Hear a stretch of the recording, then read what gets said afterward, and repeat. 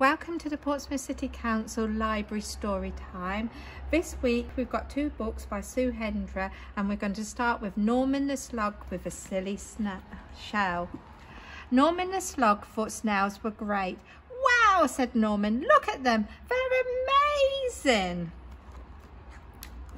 But unfortunately the snails didn't think Norman was great when crash! "Norman, you silly slug," they cried. "You spoiled our fun. This only works if you have a shell."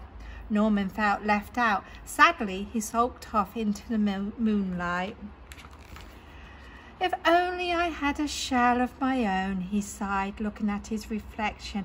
And that's when he had an idea. Ping! Maybe I could have a shell after all, he thought. But finding a shell was not as easy as it seemed. One was too bouncy, one was too noisy, and one was already taken. Norman needed time to think. Ta-da! A shell! It was perfect. Norman had never been happier. He could join the snails at last. Norman loved being a snail, and the snails loved Norman's silly shell. But then the fun didn't last for long, because suddenly there was a loud flapping of wings. "Look out! It's a bird!" cried the snails in panic. "Quick, sliver for your lives, or it'll end up as supper." But the bird was more interested in Norman's silly shell. Oh, it looked delicious. Norman was being carried up, up and away, higher and higher into the sky. What could he do? But Norman did the only thing a slug could do. He made slime, lots and lots of it, with a sliver and a slobber and a slip and a slide. Norman was free.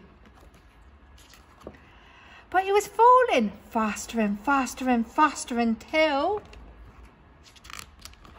plump! "Norman, Norman, are you okay?" asked the snails. "Wow," said Norman, "that was great. I love flying. If only I had wings." Ta-da! Oh, look, he's using the pants as wings. Right, the end.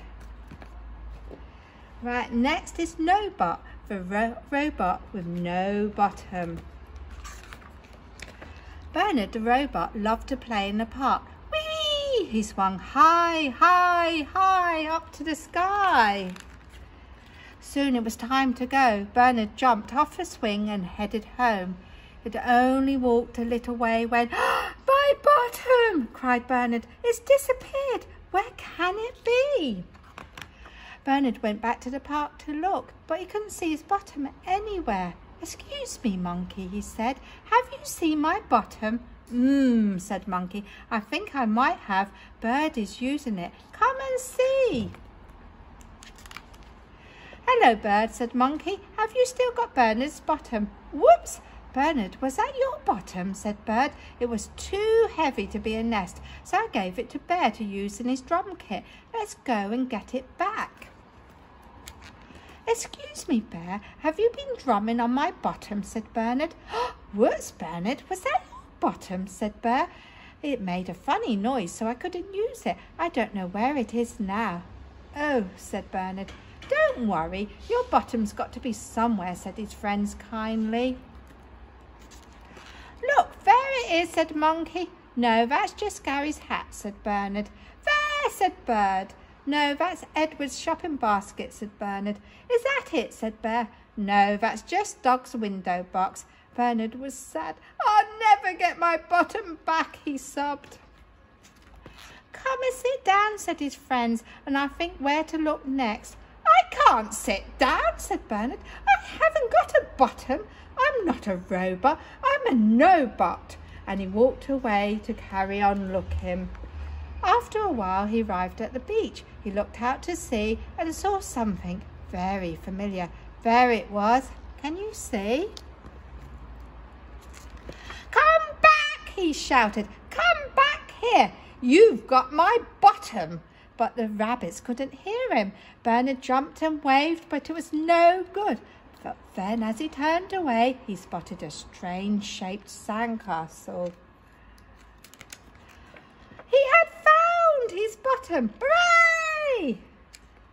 Bernard was so happy to have his bottom back, he did a wiggling, jiggling dance, and so did all his friends.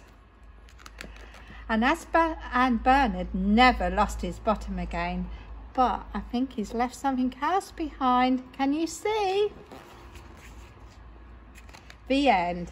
Thank you for listening to the story time. Bye.